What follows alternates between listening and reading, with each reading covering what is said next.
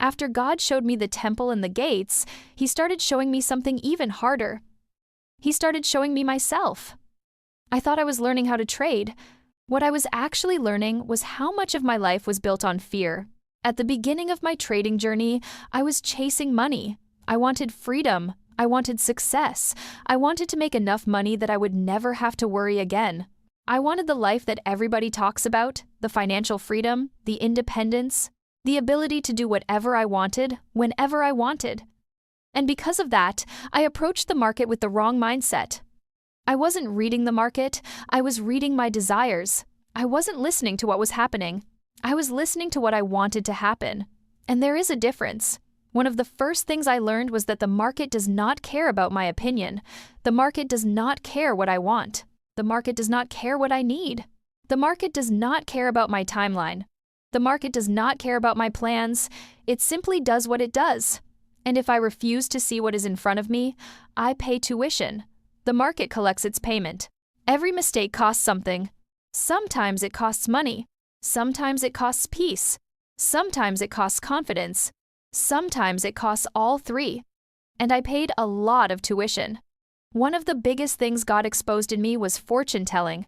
I was constantly trying to predict the future. I wanted to know where the market was going before it got there. I wanted certainty. I wanted guarantees. I wanted control. But the market kept teaching me the same lesson. Read what is in front of you, not what you hope for, not what you fear, not what you imagine, what is actually happening.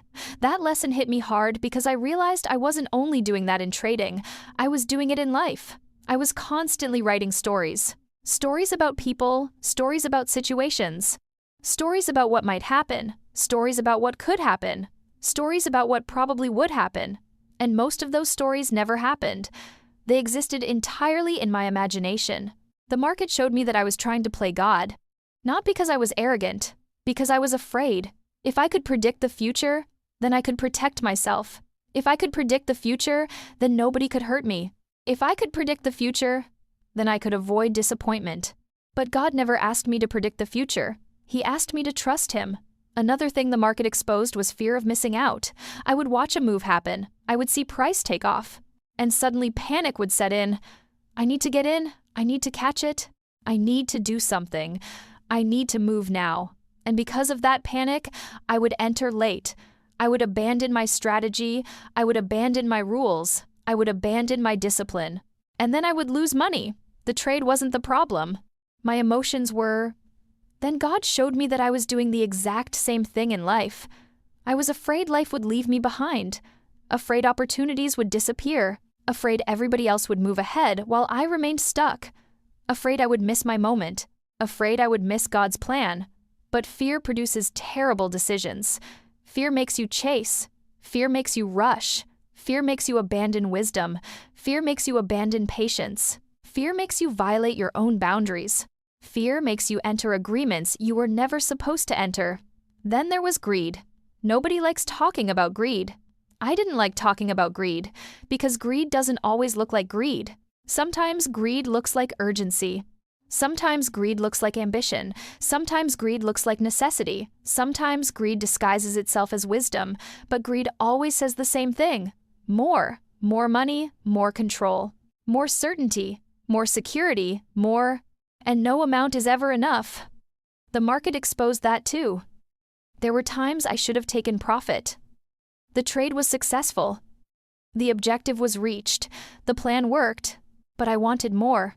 And because I wanted more, I lost what I already had. That lesson followed me straight into Scripture. Because isn't that what happened in the garden? God had already provided abundance, yet the enemy introduced the idea of more knowledge, more wisdom, more power, more. And humanity entered an agreement. Then another revelation came. The counterfeit trader is not reading the market. The counterfeit trader is reading himself. His fears, his desires, his wounds, his fantasies, his insecurities, his need for control. Everything becomes filtered through self. And suddenly I began realizing that most of my losses were not caused by the market. They were caused by me. The market was simply revealing what was already inside. That was a hard lesson, but it was also a freeing lesson. Because if the problem was inside me, then God could heal it. God could teach me. God could correct me. God could refine me. And that is exactly what he began doing. The market was no longer just a place to make money. It became a mirror that showed me my fears, my impatience, my self-reliance, my need for control, my lack of trust. And for the first time, I began seeing that the greatest battle was not happening on the chart. The greatest battle was happening inside me. And God was using every trade to expose it.